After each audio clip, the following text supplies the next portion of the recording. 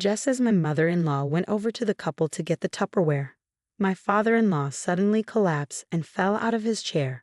Everyone turned to look at him, and he was holding his stomach, clearly in a lot of pain. "What's wrong with you?" someone asked. My father-in-law then said something that surprised me. "I just ate a little bit of food from the kitchen. Why is my stomach suddenly upset?" I didn't miss my mother-in-law's comment either. "My name is Elizabeth, and I'm a 20-year-old housewife.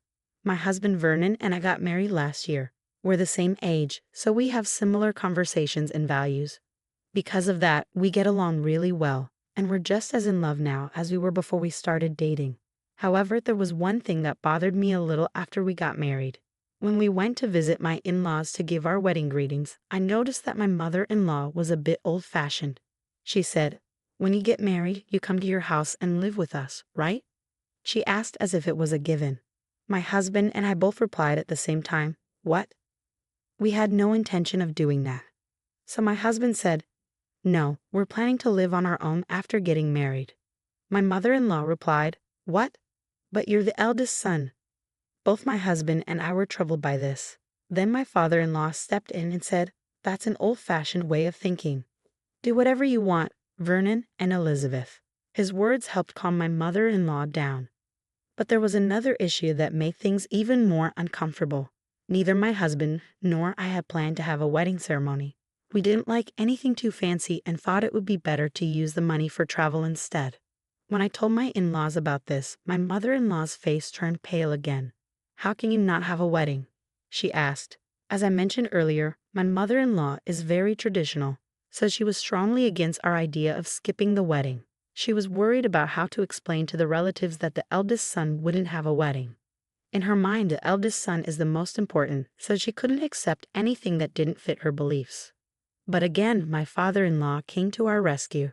He said, "None of the relatives care about the wedding. They just see it as a chance to have a nice meal. After a while, they'll forget there wasn't a wedding." My father-in-law said, "If you decide not to have a wedding, that's fine." He was very kind and respected our decision, which saved us from being pressured into following my mother-in-law's old-fashioned ideas. However, my mother-in-law wasn't happy about it. So we got married without a wedding and started living on our own. I became a housewife to support my husband. I feel very happy doing housework and making lunch and dinner for him every day. I think it will be even more enjoyable when we have children someday. About 2 months after our marriage, my parents-in-law asked my husband if he would like to visit them.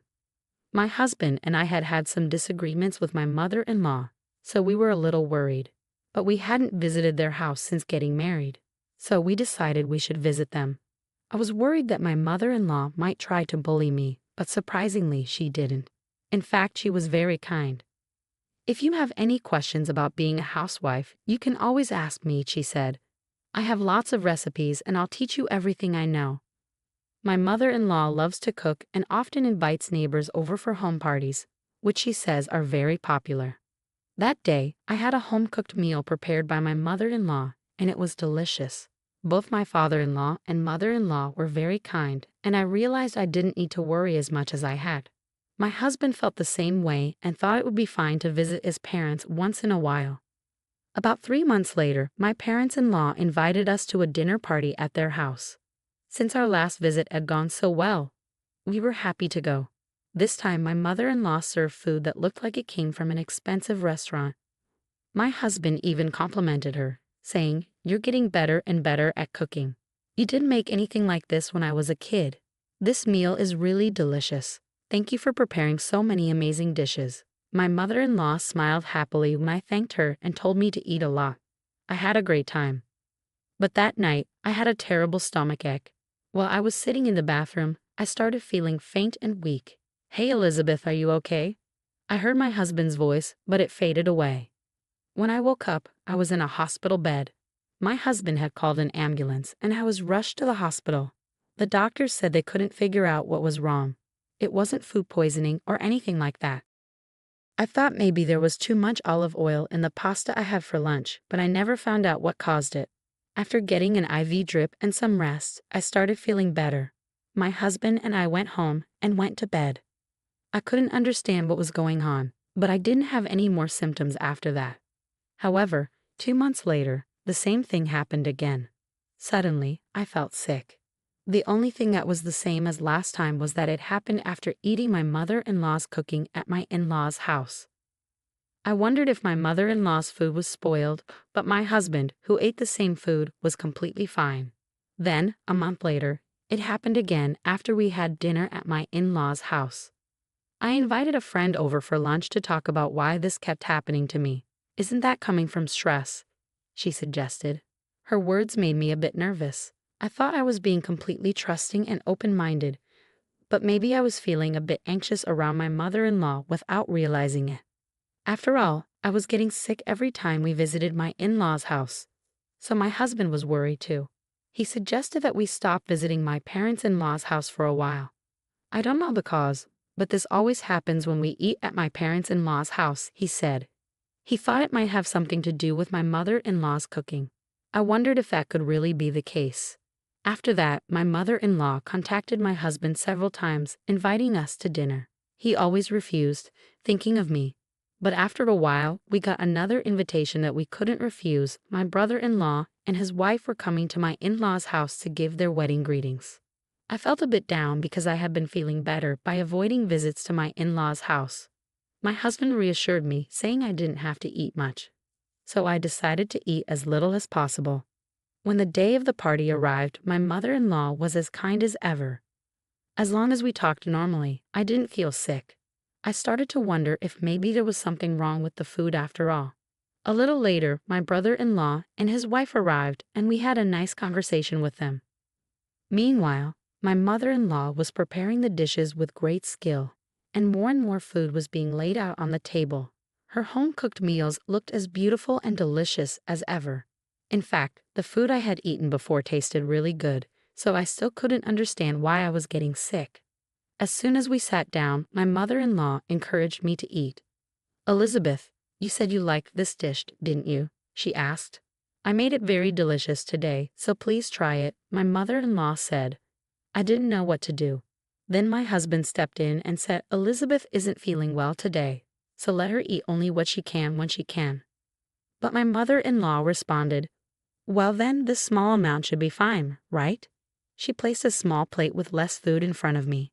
While I was unsure of what to do, my brother-in-law spoke up, "Elizabeth, if you're not feeling well, you don't have to force yourself. We've already greeted each other, so if you feel sick, don't hesitate to go home and rest." It seemed my husband had told his brother and sister-in-law about everything, and they were trying to help me. My mother-in-law realized she couldn't force me to eat her food, so she said, "Well then, I'll put it in a Tupperware for you to take home." I couldn't help but wonder why she was so eager for me to eat it. I figured that if I took the food home, I didn't have to eat it right away, so I said, "Okay, thank you very much." As my mother-in-law went to get the Tupperware, my father-in-law suddenly collapsed and fell off his chair. We all turned to look at him, and he was holding his stomach, clearly in a lot of pain. "What's wrong with you?" someone asked. He hadn't even touched the food on the table yet.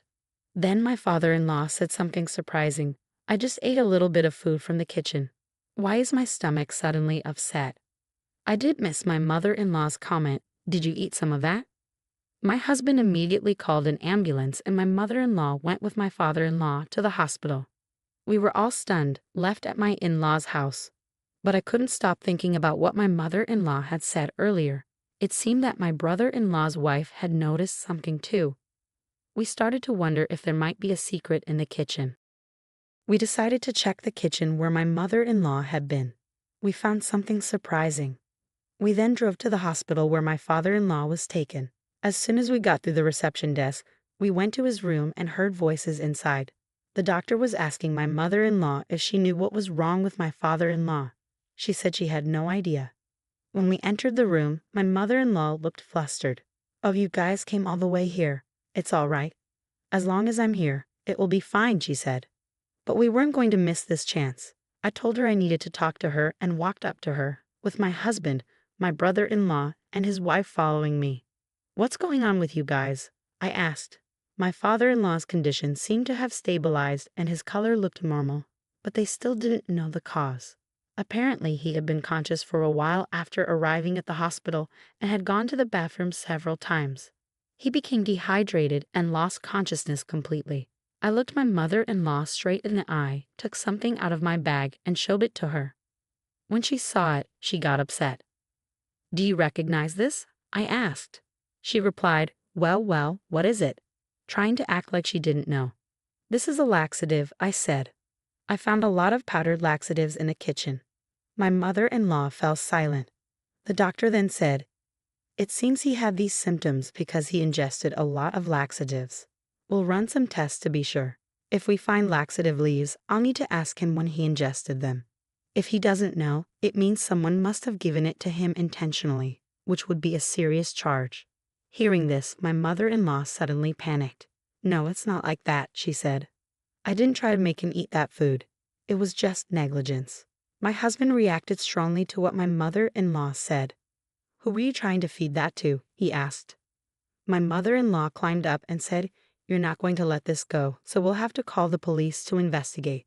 When my husband said that, my mother-in-law admitted everything. It was all for Elizabeth. I was trying to punish her by feeding her laxatives. "What do you mean, punish me? What did I do to deserve this?" I asked. "Since my son married you, he's become a bad son. You didn't live with us and you didn't have a wedding. You persuaded him to do all of this, so you're my enemy." I told her, "That's just unjustified resentment." "Is that why you've been putting laxatives in my food? It wasn't just a little before. That's why I ended up in the emergency room. How can you say it was just a small amount?" My husband and brother-in-law agreed with me and blamed my mother-in-law. "I can't forgive you for what you did to Elizabeth," my husband said. "I'd be furious too if someone did this to my future wife." In response, my husband and brother-in-law declared that they were disowning my mother-in-law. My mother-in-law started to panic and begged my husband and brother-in-law not to disown her. Then my father-in-law, who had woken up and heard the whole conversation, spoke up. "You've done a terrible thing out of your ego. You should be arrested by the police. I'm so disappointed in you." Even as she pleaded, my father-in-law continued, "You're going to pay Elizabeth $30,000. Of course you'll have to work for it. I won't help you in any way." "No, it's impossible," she protested. "I've been a stay-at-home mom my whole life." "Shut up," he said. "If you don't agree to these terms, I'll divorce you immediately and report you to the police." My mother-in-law had no choice but to agree to work and pay me $30,000. Now she's working hard and paying me little by little. My father-in-law keeps a close eye on her to make sure she doesn't cheat, and all her salary goes towards this payment. She seems very overwhelmed, but I think she deserves it for what she did to me. Meanwhile, my husband and I are living happily. My husband and father-in-law have told me that I don't have to see my mother-in-law again. I feel much better now, knowing that with my husband and father-in-law by my side, I'll be okay no matter what happens. Feeding someone food containing laxatives is indeed a serious crime. It's shocking that a mother-in-law would do something like that so thoughtlessly. One might wonder why such a person was married to her father-in-law. But it seems that her two sons turned out well, so perhaps there was a time when she was different. Whatever the reasons, the punishment seems fair.